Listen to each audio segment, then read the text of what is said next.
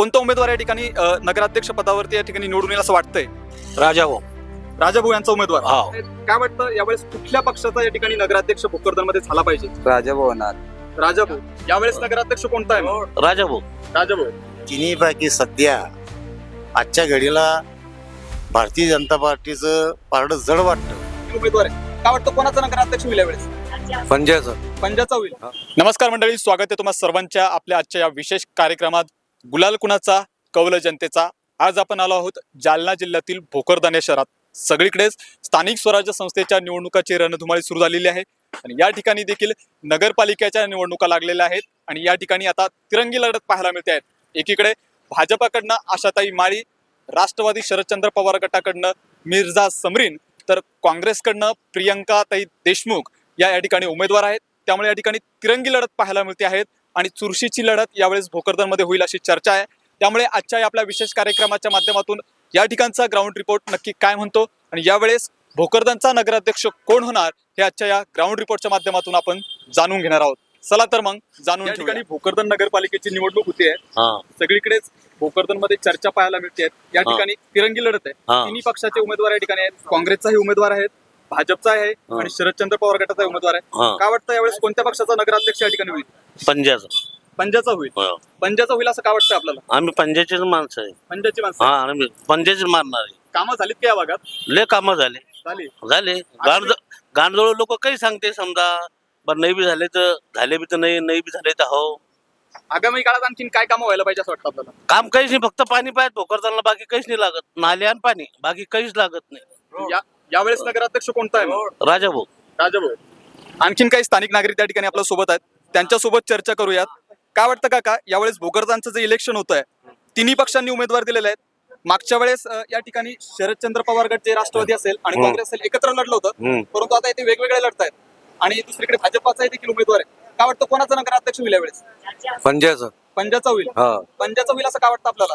कामं आहे त्यांचे काम आहे. कामं आहेत का? कोणकोणती कामं विशेष वाटतं बरं यावर? रोड आहे, नालीचं काम आहे, समजा काम केलेलं आहे. कोणत्या प्रभागातून आहात? कोणत्या प्रभागातून? चार प्रभागातून. आपल्या भागातला कोणता उमेदवार निवडून येईल प्रभागामधून काय वाटतं? इरफान सिद्दीकी आणि जयेश कुरेशी ते निवडून येतील. या ठिकाणी लढत चुरशीची होणार की वन साइड होईल? चुरशीची होणार. चुरशीची होणार आहे. नगराध्यक्ष पदाचा उमेदवार मग काय वाटतं आपल्याला कोण होईल? राजाभाऊ. राजाभाऊ. ठिकाणी भोकरदन शहरात नगरपालिकेचं इलेक्शन पार पडत आहेत. अनेक पक्ष या ठिकाणी मैदानात उतरले आहेत, अनेक उमेदवार आहेत. नगराध्यक्ष पदासाठी देखील 3 उमेदवारांमध्ये तुल्यबळ लढत पाहायला मिळते. त्यात या ठिकाणी भाजप आहेत, काँग्रेस आहे, त्यानंतर राष्ट्रवादी शरदचंद्र पवार गट आहे आणि इतरही काही उमेदवार आहेत. काय वाटतं यावेळेस भोकरदन शहरात या नगरपालिका इलेक्शन मध्ये कोणत्या पक्षाची हवा पाहायला मिळते? कशा पद्धतीचं वातावरण या ठिकाणी दिसतंय? सगळे टपलाचे. सगळे डपमध्ये. कारण आघाडी म्हणलं तर बीजेपीच राहील. बीजेपीची राहील. आणि मागच्या टर्म मध्ये या ठिकाणी काही कामं झालीत का? पुढे कोणती कामं झाली पाहिजे आपल्याला काय वाटतं? कामं तर होतीनच ना. यानंतर आणखीन काही तरुण आपल्याला या ठिकाणी मिळालेले आहेत. काय वाटतं दादा, या भोकरदनच्या नगर परिषदेत 3 पक्ष मैदानात उतरलेले आहेत. भाजपही आहेत, राष्ट्रवादी शरदचंद्र पवार गट आहेत, काँग्रेस आहेत. काय वाटतं यावेळेस कुठल्या पक्षाचा या ठिकाणी नगराध्यक्ष भोकरदनमध्ये झाला पाहिजे? राजाभाऊ होणार. राजाभाऊ झाले पाहिजे असं काय वाटतं आपल्याला? ते कधी बी आपलं काम पडलं फोन उचलते, कामाला येते आपल्या घरी. काही पॉलिटिशियन अडचण आली ते बी येते तिकडं. अजून कोणती कामं त्यांच्या वतीने या भागात झालेली आहे काय वाटतं? ते राष्ट्रवादीच पहिले उमेदवार होते, त्यानं काही काम केले नाही. आमचे पागळ सगळ्या इथं कचरा कुंडी करून टाकले. आमचे नाळ्या गिळ्या सगळे राजा म्हणून काम करून दिले आमचे. त्यांनी काम करून दिलेले आहे. काय वाटतं दादा, यावेळेस भोकरदनची जनता कोणाच्या पाठीमागे पाहायला मिळते आहेत? 3 उमेदवार नगराध्यक्ष पदासाठी प्रबळ पाहायला मिळत आहेत भोकरदन शहरामध्ये. काँग्रेसचा आहेत, भाजपचा आहेत, शरदचंद्र पवार गटाचा देखील आहे. मतदार कुणाच्या बाजूने झुकलेला पाहायला मिळतो यावेळेस काय वाटतं? प्रियंकाताईच निवडून येणार यंदा, कारण काय मागच्या वेळेस ज्या नगराध्यक्ष होते आमचे मंजुषाताई, त्यांनी फार विकास काम चांगलं केलेलं आहे. त्यामुळे प्रियंकाताई 2000ची लीडनं निवडून येणार आहे यावेळेस. आणि इतरही उमेदवार आहेत त्यांच्याबद्दल काय वाटतं? नाही, त्यांचं कोणतंच काम या शहरामध्ये कोणताही विकास त्यांनी केलेला नाही. भारतीय जनता पार्टीची इथे सत्ता आहे आणि त्यांचा आमदार आहे, पण त्यांनी भोकरदनला 15-20 वर्ष मागे टाकलेला आहे. आता तुमची आमच्या बाजूला सिल्लोड तालुका आहे, ते आमच्या लय पुढे गेलेला आहे. त्यांना आमच्या भोकरदनला कोणताच विकास काम केलं नाही. रोजगारच्या संदर्भात आणि शिक्षकाच्या संदर्भात कोणताही असा विकास त्यांना केलेला नाही. म्हणून यावेळेस प्रियंका ताईच निवडून येणार आहे आणि आमच्या भोकरदन शहर लय पुढे जाणार आहे आता यंदा. त्या निवडून येतील असं म्हणताय तुम्ही. काँग्रेसचा नगराध्यक्ष होईल. काय वाटतं आगामी काळात कोणती कामं या ठिकाणी महत्वाची वाटतात जी झाली पाहिजे? लय काम आहे. आमच्या भोकरदनचा सर्वात मोठा प्रश्न पाणीचा आहे. या आमच्या भोकरदनला धरणला पाणी येऊन सुद्धा आम्हाला पाणी मिळालं नाही पियाला. फार मोठा त्रास झालेला आहे.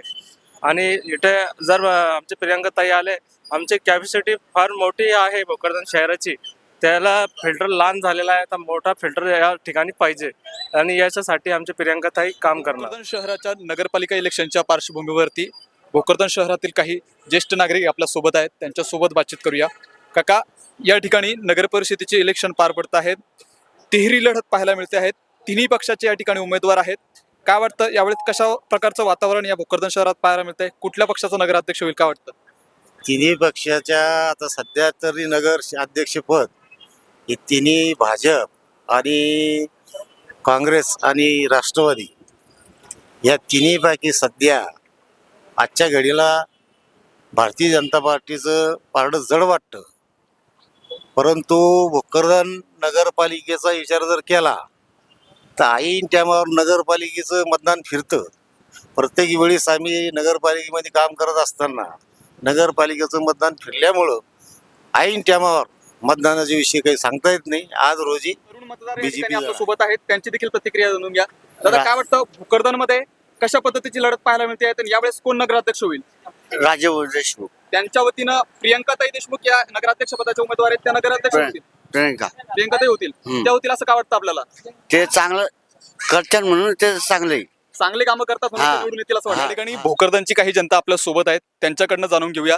काका, काय वाटतं यावेळेस भोकरदनचा नगराध्यक्ष कोण होईल? राजाभाऊ देशमुख. राजाभाऊ होतील असं आपल्याला काय वाटतं? आमचं हे ना कामं होतात का त्यांच्या वतीनं? मग कामं केली जातात. मग यानंतर भोकरदन या शहरातील अजून काही नागरिक आपल्या सोबत आहेत. त्यांच्यासोबत देखील बातचीत करूया.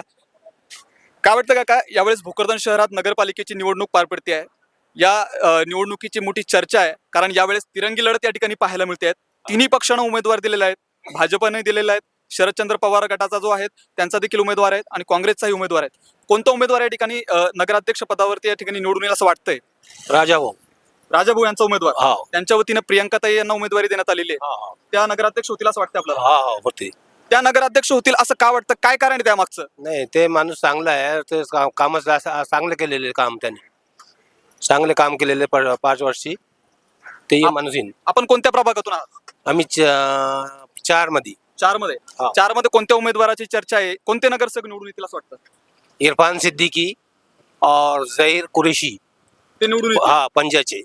अनेक वर्षापासून राजाभाऊ यांची सत्ता आहे नगरपालिकेवरती.